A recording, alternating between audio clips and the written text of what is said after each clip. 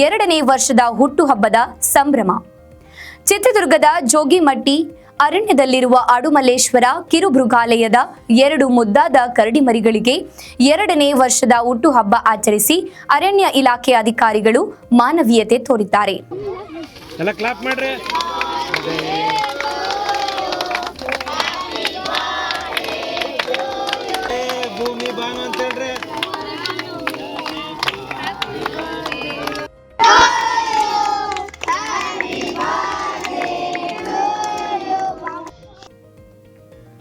ಸೀನಮ್ಮ ಎಂಬ ಕರಡಿಯೊಂದು 2 ವರ್ಷಗಳ ಹಿಂದೆ 2 ಹೆಣ್ಣು ಮರಿಗಳಿಗೆ ಜನ್ಮ ನೀಡಿತ್ತು.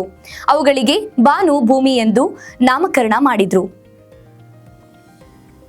ಇದೀಗ 2ನೇ ವರ್ಷದ ಹುಟ್ಟುಹಬ್ಬವನ್ನ ಇಂದು ಅರಣ್ಯಾಧಿಕಾರಿ ಅಕ್ಷತಾ ನೇತೃತ್ವದಲ್ಲಿ ಕರಡಿಗಳಿಗೆ ಕೇಕ್ ಕಟ್ ಮಾಡುವ ಮೂಲಕ ಬರ್ತ್ಡೇ ಆಚರಿಸಿದ್ದಾರೆ.